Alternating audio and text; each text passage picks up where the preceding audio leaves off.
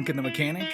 I'm Kylie, I'm the Monk. And I'm the Mechanic, Josh. And today we have a esteemed guest, Kristi. She spent 12 years in the United States Navy, worked life support and C2 Greyhounds, CODs, carrier on board delivery airplanes, flying cargo and personnel onto the aircraft carriers around the world. She did 3 deployments to the Middle East with that. And then once she got out of the Navy, she went to college and graduated from Virginia Culinary Institute as a chef, worked in several kitchens. Culinary Institute of Virginia, you can't say it wrong. CIV. What'd I say? My alma mater. Okay. I don't know what you said, but it wasn't that. Okay. Already I'm wrong. So after that, worked in several restaurants, from high-end restaurants to institutions, retirement institutions, and now I work with children who have experienced trauma. It's quite a leap from the beginning. not only has she worked in the so-called man's world of the military, aviation, as well as kitchens, but also a mother of 2, stepmother of 2, and wife. So our subject today is the differences between women and men. And instead of a couple of guys sitting around talking about women and how crazy they are, we have a bona fide expert on being a woman in the world here with us today. So welcome. Welcome, Kristi. I actually, and this Kylie the Monk, that's just kind of how it started, right? We were setting up our meditation group, and me and you were talking about the differences between men and women. Yeah. And you were like, yeah, well, I remember when they allowed women to go into a war zone. And I'm like, yeah, I don't know how women think. Maybe we should have a whole show about the differences between men and women. And Kristi's over there. And she's I was listening to that train wreck form. She said, are y'all going to invite a woman in on that conversation? And it was like a surprise, Right. What? Oh, yeah, maybe that would be a good idea to have a woman in on that show, Yeah. So, yeah, that's, I think that's hilarious. I've told that story like 4 times already.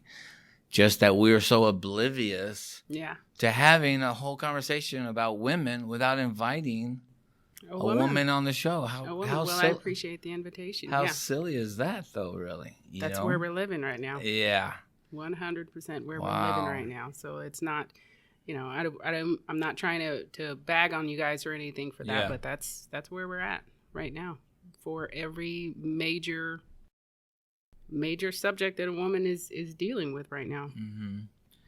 Yeah, and that's, I feel fairly evolved. But why would that not even be in my mind? You know what I mean? I think we are a product of our environment. Mm-hmm. So it is not something that's promoted. People talk about a woman president and everybody's still freaking out about that. Yeah. How many women prime ministers have there been in Great Britain? Yeah. Not saying, oh, we're worse than they are or whatever, but I'm just saying there is I believe there's a certain amount that is still stuck in that man's world sort of thing. Well, what I want to say about that is this kind of brings me back to what I was going to say about not knowing what my wife thinks, right? I really think that at some level, women are unpredictable to men. In other words, they're such a mystery that inviting them into the board meeting or inviting them to be a part of the board of directors or whatever, it's kind of like, and I'm not thinking, at a very subconscious level, I get guys. Like I pretty much, even if you're being a jerk to me, I would jump to the conclusion you're having a bad day, Josh, or something like that, Right. But if Kristi was upset with me, that would hurt me at a deeper level. It wouldn't be like, F you, Josh. Mm-hmm. If you want to be a dick, go home or whatever. If Kristi was upset, it would be like, what did I do? What's going on? Mm-hmm. Did I say something offensive? Oh, God, I need to go apologize, Yeah. all this other stuff where I was just like, yeah, whatever, dude. Yeah. And at some level. And our fourth guest is Freud, and it all comes from your mother. Well, that's what, right? But that's where we're headed with that. But I mean, psychologically speaking, it really does, because you're depending on your relationship that you've had with the women in your life is where that stems from. If you're scared of loss of love or something on that level, I think you're going to be more on eggshells than you would be if you were just looking at someone's or looking at a woman's accreditations or her ability to do that job or to hold that job or whatever. If you just looked at that, then as an equal and not put all that added projection if you onto took that out of it, if you took, oh, does she want to have sex with me? Oh, she's like my mom, or she's like my sister, or she's like whatever. If you just look at the person, at the capabilities like you would a man, it would be a whole different It would be a whole different world. And I think it would, I would go so far as to say it would expand our view, it would expand our culture, it would expand our experience to invite such a drastically different view into all the important meetings, from any board meeting to the government to the religion to whatever we have that makes the decisions that we're currently excluded from. Yeah, like, so if we're a group of mechanics and we're at work, we're just talking about the engine or whatever. You're a mechanic, I'm a mechanic, he's a mechanic. It doesn't matter. Yeah. Why do we have to also think on this other level? You're a female and I'm a male and all this other stuff. Is that, yes, while you say that it has something to do with the relationship I have with my mom and my sister and all that stuff, that all of that is true. But I don't think I'm alone in this, because there's books about it, there's movies, it's all kind of stuff. It's like, and I don't know if I can explain this properly, and maybe it is just me, but like when I'm sitting on the couch with my wife, I really don't know what she's thinking. When something happens, I couldn't tell you how she's going to react to it. You know what I mean? Yeah.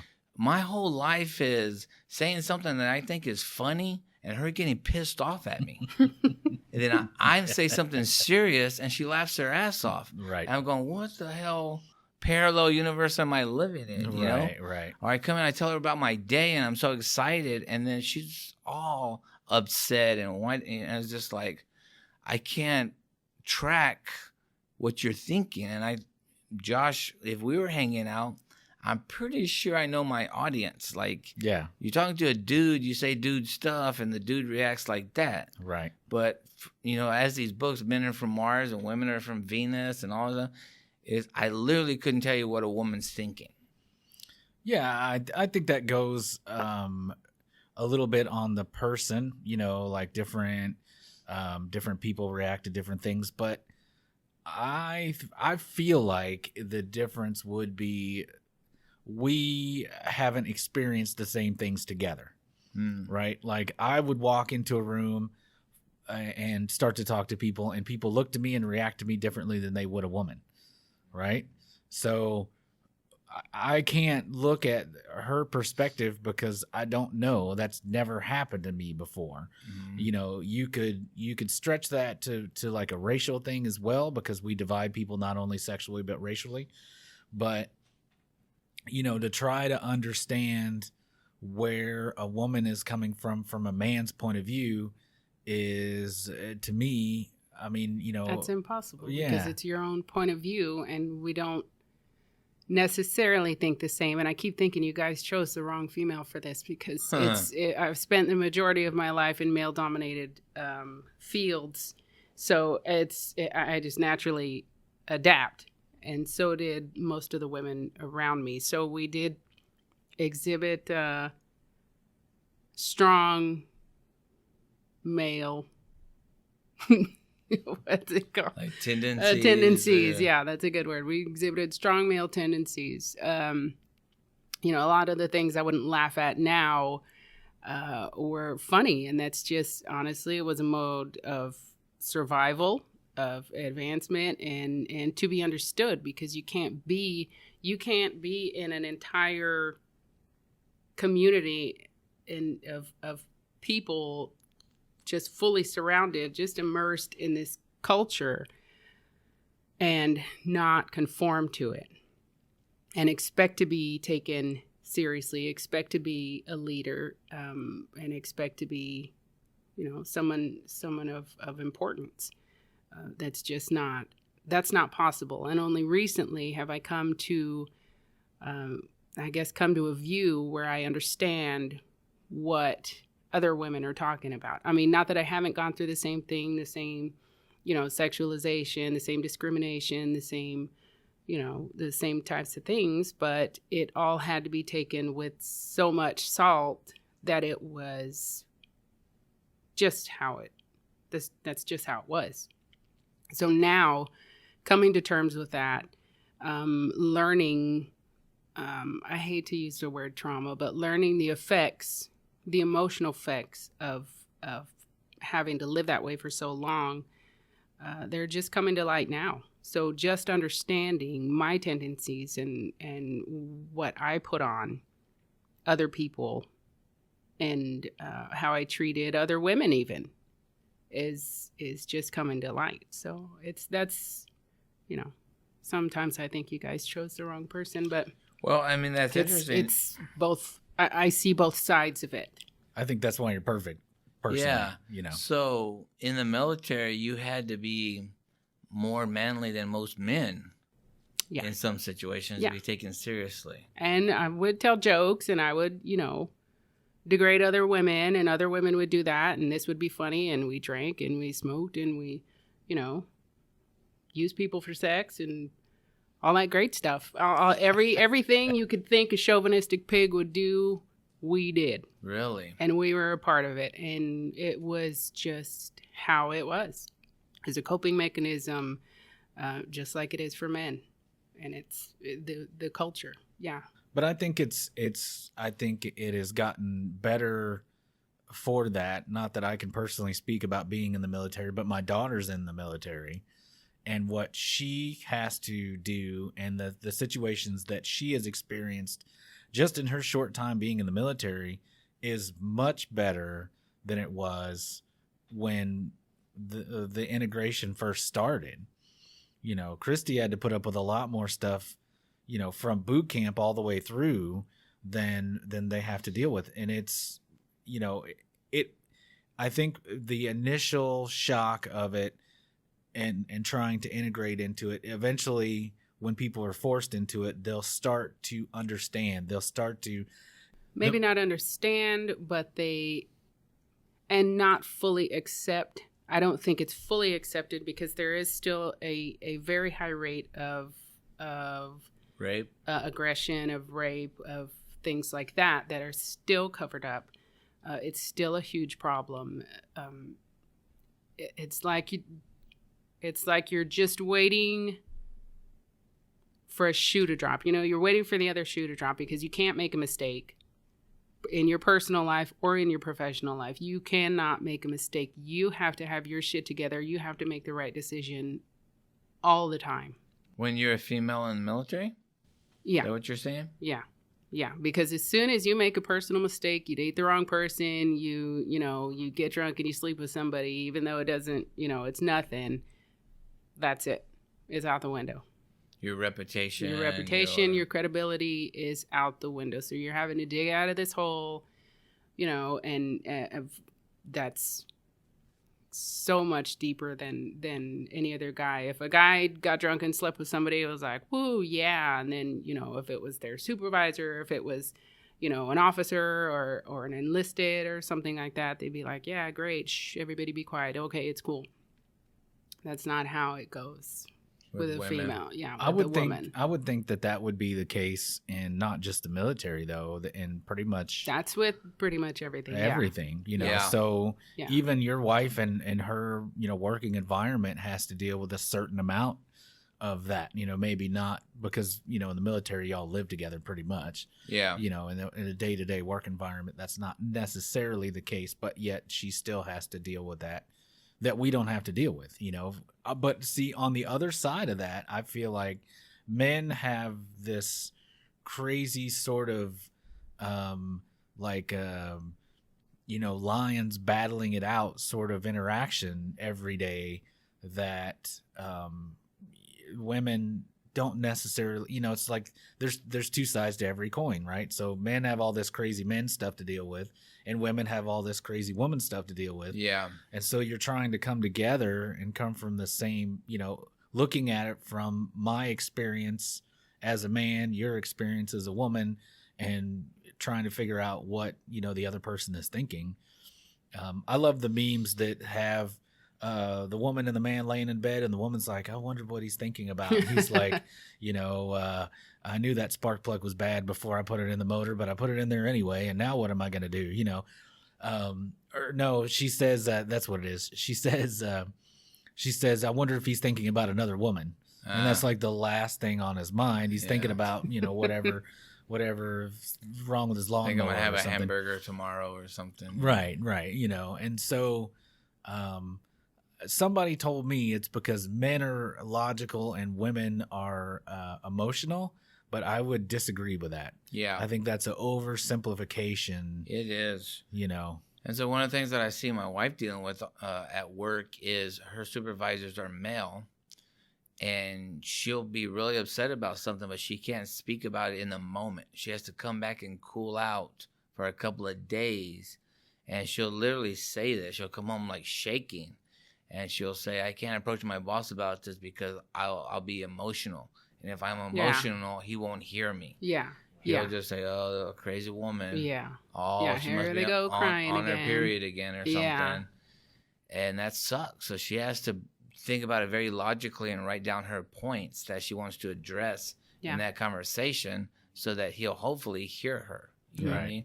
Whereas me, I've blown up and yelled, "This is a bunch of bullshit," to my boss. Right. I worked for a construction company where we went to this bar after work, and my buddy beat up our supervisor in the bar, kicked his ass.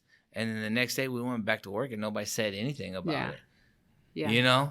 He didn't say, God, Joe was sure emotional last night. Yeah. He beat the hell out of me. Yeah. Yeah. But that's what's happened. Yeah. There was an emotional reaction. Joe must be on his period. He punched me in the eye in the bar yesterday, And in my experience being around guys, I'm telling you, I've had several, full teams where I was the only woman in charge, and they were very emotional.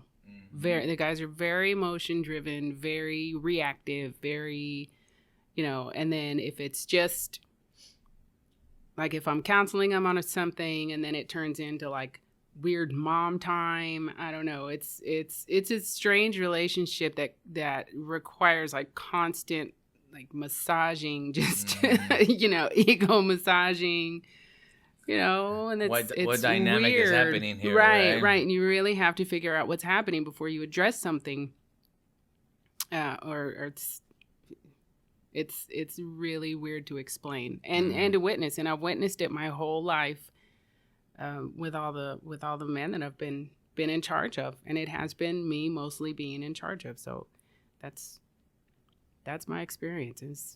It's a little odd to think back on now, how emotional it was. And I've had teams of women. I've had a couple of teams of nothing but women. And let me tell you, those were the most, let's see, experienced, quick, efficient teams I have ever been in charge of. Oh, wow. Yeah. And it's weird to see it both ways. And so, like, for me, when I was working for this last company before I came here, my supervisors were female, and I enjoyed it because I had 2 female supervisors, and then the one before them was a male. And then, like, everything I said to this guy was like a competition. It was like seeing how our penis sizes or something. You know what I mean? Yeah. If it was my idea, But if it's his idea, it was the best in the world, you know. Yeah. Or he would use one of my ideas and just change it a little bit, but he wouldn't give me credit for it. You know what I mean? If I said something, you know, and he had this real wanted to control me, like make sure I was doing exactly what he said. With the two women supervisors, oh man, it was like, for me, paradise, man. It was just like I could go to them and I could be emotional, and I could be open, I could be raw. And they were like, yeah. And they would hear me, you know. Yeah. And they still might disagree with me or say that, you know, let's do it my way, you know, whatever. And he's very much an authority figure and still very much my boss. I had to follow their orders, but at the same time, I felt heard. And that's ultimately all I wanted. Right. That's what everybody wants. Yeah. Now, I think there's a lot of fear in men and in some women, you know, where you're not the best guest for this is there are a lot of women that want equality, but yet don't want equality. You know, they want it where they want it and they don't want it where they don't want it. So, you know, that's something I ran into that a few times. And it was like, you know, you need to treat me as an equal. Oh, now is my woman time. Now you need to treat me like a woman. You know, well, no, you know, and we're in the environment that we're all here to do a job or to accomplish something. It makes no difference to me what you are. If you accomplish your job and you do it the way that you're supposed to, then you can be counted on to do this when it's necessary. You know, if it's okay now because you want to do it, and when it's not, you throw the woman card. That's not okay, you know, and it's not okay for men either. It's not like, oh, we don't want to do that, get the woman to do it. But, you know, that is something, if you know, in my opinion, if you want to communicate across with you know, between women and men, you should discuss the differences and say, look, this is where I'm coming from. Okay. When you say this is what I get from it. You know, well, that's not what I mean. Okay. Well, understood. You know, I'll try to understand that that's where you're coming from. Now you get what I'm hearing, you know, from where I'm coming. If you came at me like that, you're like a guy that's getting ready to fight, you know, or whatever this, you know, whatever is going on. But a lot of times we don't even get that conversation started. We don't get an invitation to that conversation at all. True. So that I think is a lot of the problem today, is that we're not even getting an invitation to the conversation, to have that conversation. I'm not disagreeing with you, because I've dealt with those women before, and they get very upset when it comes from another woman that it doesn't matter. Go do what do what I told you to do, and that was it. So there are those women, but as a majority, for the majority, it would be nice to be included into that conversation to say, hey, you know, what can you bring us, but just what you were talking about. We expect you to behave across the board like everybody else, man or woman, everybody to be treated equally. Right. Which is equal, you know, which is truly equal. But at the same time, I think men have to get away from this, like what you were talking about with the, you know, aggression, with the, you know, the cockfighting, you know, like, oh, that's a great idea, glad I came up with it, kind of thing, you know. I think those are the people that usually will cling to that sexist idea because they can dominate men, and they know how to dominate men, and that's what I do. I dominate, you know. And then a woman gets involved in it. Well, now if they dominate, they're a terrible person. So now they have to like reconfigure. Well, rather than being a terrible person, I'll just exclude women completely. You know, I think that's. I think they may have started out as a terrible person, but you know, I'm just from their perspective. So, I mean, it's something I was thinking about earlier. So when you talk about the differences of men and women and how different we are from each other, when you take that into reincarnation, how does that work? I mean, do you come back always as a man? Do you come back as a woman? Well, we can dip down in Buddhism a little bit, because it's almost embarrassing, because Buddhism is chauvinistic also. So this is one of the things, when you believe in something, you want everybody to kind of be into it. You kind of hide some facts of it or whatever. Yeah. And so one of the things that I didn't want to tell my wife, but eventually it came out, is supposedly, and this is in the sutras, the early writings, where one of the male disciples came to Buddha and said, well, there's all these monks, there's some women that want to join our Sangha. And Buddha's like, a woman? Hell no, we don't want no Buddha in our Sangha. We don't have no woman up in here. Right. And they're like, yeah, but, in other religions or other faiths, there's women practitioners and stuff. And so he didn't want nuns involved in the thing. And they wanted to be able to hear the same teachings and spend their time in practice also, and devote their life to this spiritual and enriching program or practice. Right. And Buddha was like, nah. And so they had to come to him several times before he allowed the first nun to join the Sangha. And then when she did join, he literally said, well, I don't know, who knows what he literally said, but in the writings, it is said that Buddha said, like, these teachings were going to last 1,000 years, but now that you got women involved, they're only going to last 500 years kind of deal.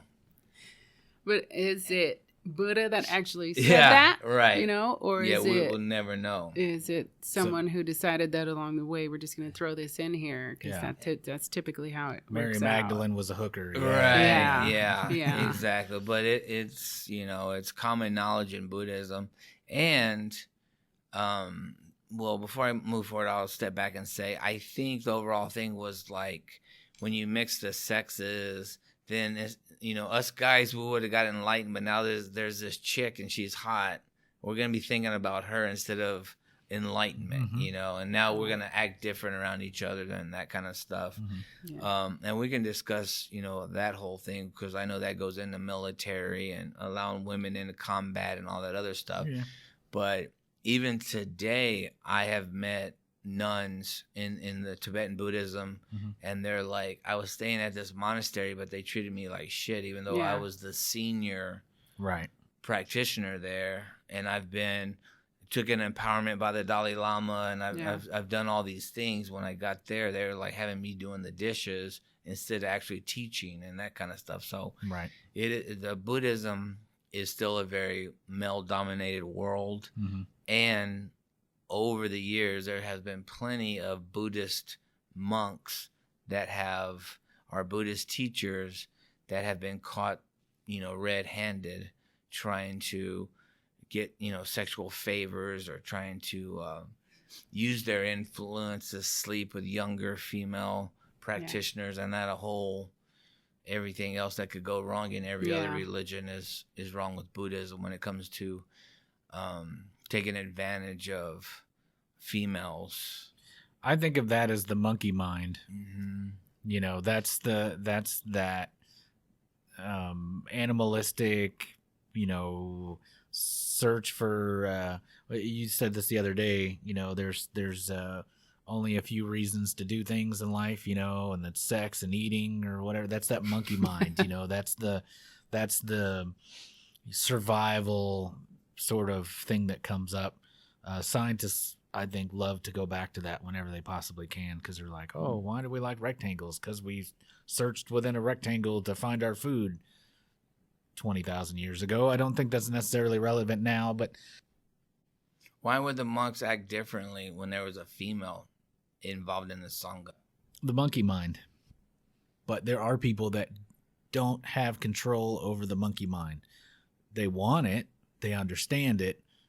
To read a book is to acknowledge the words that are in the books, but to understand it and to, live by it, if it's a word to live by, is a different thing. I can describe to you all kinds of things I know, but, knowing it, they say knowing it is half the battle. I'd say it's a little less than that. Knowledge is pretty easy. What you do with it is the big change. So I would think, and this is, I would think that if there was a reason that the Buddha said, I don't want women here, maybe he said, I don't want them here, like literally here. Like he knew the implications that the monks weren't strong enough to keep their shit together. Exactly. You know, they can be monks, but they don't need to be monks here with us. They could be monks over there on their own, and we can share our enlightenment. But, you know, the monkey mind's too strong. You know, you people are going to lose it. And, Yeah. You know, like whatever. He's okay, and he doesn't think of women as lesser people. Absolutely. But the combination, these guys aren't there yet. Right. I would fully get that.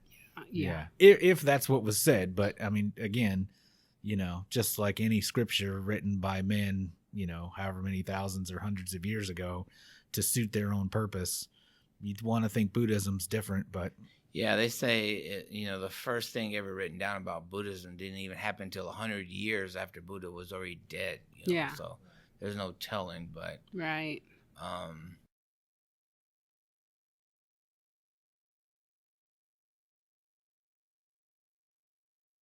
Right. As far as structures go. And so if you're faced with the elements and you can only eat what you beg for your daily food, and there's this woman nun and you see her sleeping on rocks where there's all these grassy places, but the grassy places are taken up by men, and she was the last to be able to get to town and they didn't have anything left to give her. So how would that affect a culture of men? Yeah, I mean, you're going to have some that want to join them on that grassy, rocky surface, and, you know, whatever comes naturally. You're going to have some that want to protect them and, you know, make a nice, comfortable area for them to sleep on. You know, you shouldn't be out here begging for food. Let me find you something. I mean, if she's asleep, then let her sleep. I mean, that's basically what it comes down to. Don't. If somebody's sleeping on a rock, woman or male, leave them alone. I mean, that's what it comes down to. It's not your business what she's doing. It's not. Just let her sleep. If she wakes up and is like, oh, I wish I was on the grass, then you can be like, okay, take my place. That's fine. But if she's asleep, shit, let her sleep. But I'm saying, doesn't that change the dynamic? Because if there was no females and there was a dude over there asleep on the rock, he wouldn't give a shit. Or if it was his bad luck that by the time he got to town there was no more food, hey man, dude, you need to learn how to get up earlier or whatever. But if it's a female, suddenly there's this nurturing or this different, because that's what they say about the military. I would that's agree. Why they didn't want women going into battle. I don't know anything about the military. Well, it's dominated by the monkey mind. We'll give you that. So, I mean, I'm sure every fear that they were talking about or coming through is there. Yeah. I mean, it's there. And you form a bond when you're in it, when things are happening, when those are the only people you're surrounded with. You form a bond. That's your family. Those are your people, no matter what. And you could hate some of them and you could fight regularly, but that's still your family. So, I mean, naturally things are going to happen, whether you're going to get shot at or not. People connect emotionally. Mm-hmm. And eventually, that emotional connection turns into physical if it is male or female. Or male. Usually. Or male or male, or female or female. It Right. doesn't, I mean... That just happens. That's just a part of life. When you go through such stressful situations together, that's a part of it. Men come out with a stronger bond with each other than they do with their wives at home. Mm. And that's not uncommon.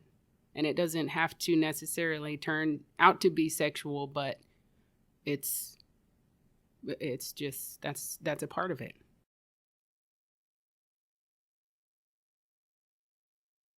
Whereas you have a better relationship with this guy that you're in combat with and your own wife. Yeah. Even if you're not having sex with that guy, y'all have something that you and your wife don't have. Yeah. Well, because, they don't know. Because people outside of that don't know. They don't understand. They don't experience it. So it's hard to maintain that because you haven't been around them. Mm-hmm. And then because they haven't you're not living the same life anymore. Mm-hmm. So that's the divorce rate in the military is very high. Yeah. We'll just say that. Same with police officers and Same with firefighters and yes, stuff. yes. So what was y'all's first impression? This is probably during y'all's age when women started asking to go into war zones as infantry people.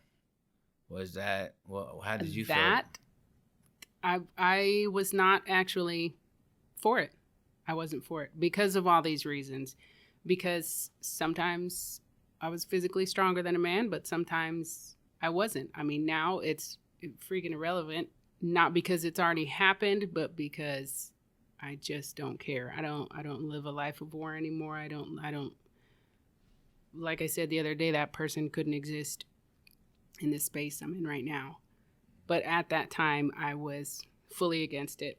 I was against women on submarines. Yeah, I was against women in ground combat for most of the chauvinistic reasons. And is it because you were conditioned to be in a chauvinistic, you were just sharing the views with the people that you worked with? Because or as a woman? Right now, looking back on it, it's because that's how I had to lead. I couldn't lead with a different view than the people that I was leading. And that was essential to me then. Yeah, I felt the same way, mainly for the same reasons. I felt as though it added a different aspect to an already difficult decision. So if you're going into, I was never infantry or ground combat or anything, but if you're going into a dangerous situation, you want to take the people with you that are the most qualified, that are the most able to do their job. You don't want to take any dead weight. Okay. So already you're faced with a situation to where you have these guys, okay, and some of them are dead weight. Some of them they're not going to contribute to the goal, right? And they're just going to sit there, or they're going to do whatever they're going to do. They're going to bring other people down, or they're going to whatever. So you have this whole politics involved in how try to not get these people taken with you. You need to take these people that are good. They're going to get the job done, right? Now you put women in it. Well, now instead of it just being some sort of political man pulling back and forth, now you have the whole woman thing involved in it, and now it's like she might actually be, this you have a group that you're going to take with you, okay, and you can take 3 women and 3 guys, okay, and there's 12 people to choose from, and your 3 top women, you can say, okay, I want to take these 3 top women. And one of them is really dating someone else, in the command that doesn't want her put in harm's way. Okay, it's less likely for a man to be in that position. So it's now you've added this whole nother aspect to it that makes it more difficult to try to accomplish what it is that you're doing. And not only that, you get there. I mean, when it comes down to it, that's irrelevant. This is my mind frame at the time, not currently. I'm not arguing for it at this point in time, but at the time when it happened or when it was going on, it was this. And to be honest, it was the same thing with gays in the military. I don't have any problem with anybody's choice in sexuality or identification or whatever. Not a choice. Okay. I'm just saying,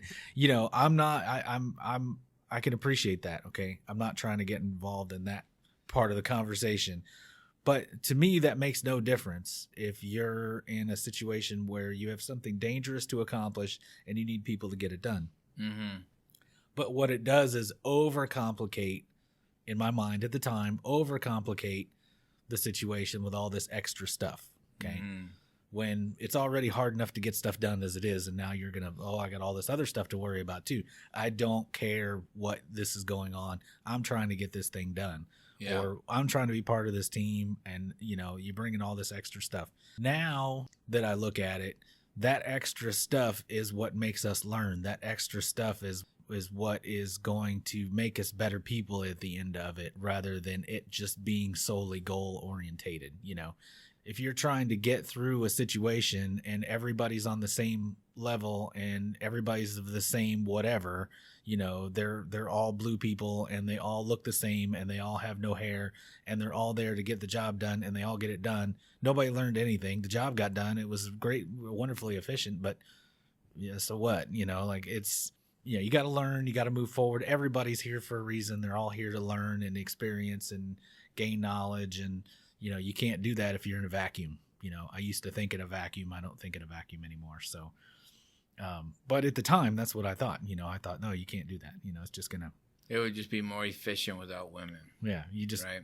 You just throwing a whole bunch of extra stuff in the machine that's gonna, you know, is slow what you it down. thought before. Is what I thought before. You overcomplicate something that's already complicated. Right. Well, you know, from the Buddhist perspective, as far as non-harm, Buddha talked about non-injury to yourself and others, right? And in fact, in Tibetan Buddhism, they say see every other sentient being as a mother from a past life. So before you kill that fly, you're like, because of reincarnation, and we've been around for so many billions of rounds, that fly was my baby in one life. It was my mom in another life. It was my aunt in another life. That's how many times we've been doing this, you know. So don't swat it, basically. So when we talk about warfare, like I've had some friends that did tours and were involved in some things, you know, and it's hard for them to grapple with the things that they did during that time, even though they were trained and they wanted to and they were gung-ho when they were 19. Now that they're in their 30s or 40s or whatever, they're like, holy shit, man. And so they're having some issues around those decisions. So I'm wondering what, you know, I think of women as nurturing, motherly, whatever. Is it a certain type of woman, or why? I'm wondering why a woman would want themselves to go into battle and actually have to kill or injure somebody else in the infantry. I think it would just be a tendency we have. Speaking from what I understand of reincarnation, maybe that's who we've been. Maybe that's a past life thing. Past lives. It's what we know. It's what we've been doing since for as long as we've been here. Yeah. We've been fighting as long as we've been here. So there's bound to be a couple of women that it's in their blood. Yeah. So would you say that we are programmed in our society and our experience from birth to become male/female based on our sexes that we're born with? Because if we're reincarnated and we don't fall into the little slots of, oh, you were male last time, you get in the male line. Oh, you're female last time, you get in the female line. Yeah. Wouldn't that kind of help to identify people that identify as different sexes than what they were born? Well, yeah. I mean, that explains a lot of things, but also I just wanted to say that, you know, talk about Buddhism being chauvinistic. There's like all the Buddhas in the past are represented as being male. Mm-hmm. And there's some female high advanced beings, but were they actually Buddhas? It's kind of questionable. Mm-hmm. So Buddhism don't recognize a female Buddha. Mm-hmm. And in fact, what the teaching is, sometimes you practice really hard your meditation and all this stuff so that you're not born in a woman's body. Wow. And that a woman practitioner, she is doing all this spiritual work in this life so that she can be born as a male, so that she can reach enlightenment in the next life. Wow. So that's some shit. That reeks of Lucifer experiment. Let me rewrite this Bible to accommodate the things that I feel. So let me make my own religion and put my own perversions into it. Yeah. You've heard of the Lucifer experiment, haven't you? I don't think so. That's the idea that all entities are male, and that emotion is completely washed away to where it is all 100% ego and Logic. Mm-hmm. It's called the That's Lucifer fun. experiment. What the hell are you talking about? Like, we're doing that now? No, I'm just that's what that sounds like. What you're describing, where everyone is born, you have males that are, the whole idea is to keep this male mentality. That's the apex. Yeah, the apex is to continually, basically what you're doing in doing that is you're removing the females from the equation, so that the only people that are left are the males. So if you become a nun, your whole purpose in life is to die and come back as a man. Pray that you come back as a man. You're right. I'm not picking on Buddhism. Every religion has its problems. Yeah, definitely. And out of all of them, that's one that I don't think has been like pick up a gun and kill somebody, praise God, whoever. So, but at the same time, it's not perfect. So it does, in my opinion, have its issues. But that sounds sounds paradoxical in the fact that here you have this idea of there's no sense of self, right? You are not Kylie, but better not be female either. Right? So that's funny. I did not know that. So that's funny. That's interesting. That's messed up. Yeah. That's not that. Well, Buddhism is man-made, right? Yeah. It's there's a book called Buddha Before Buddhism. It's just like going back and saying, what did Jesus really teach? Right. Like, it wasn't Christianity. Exactly. Like they say, if Jesus wandered into the first Episcopal church on the corner, he wouldn't even know what the F they were talking about. Right. You know what I mean? Right. Or going to a Catholic church and they're bowing and there's holy water and there's a guy dressed in a robe up front. Jesus would be lost. Like what the hell kind of cult is this? Right. Why Where's is the the cross? margins? So why is the cross I was killed on up on the wall? Up there, right? I don't why is the understand. electric chair up there? Right.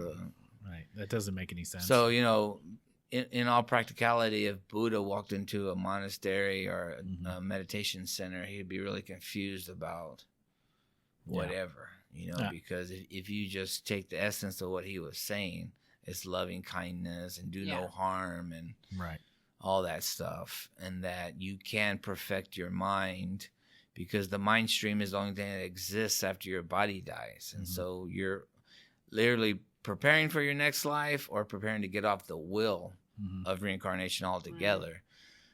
Did he say you have to be a man to get off that wheel? I don't know. Somebody wrote that 100 years after he died. So I'm thinking he didn't.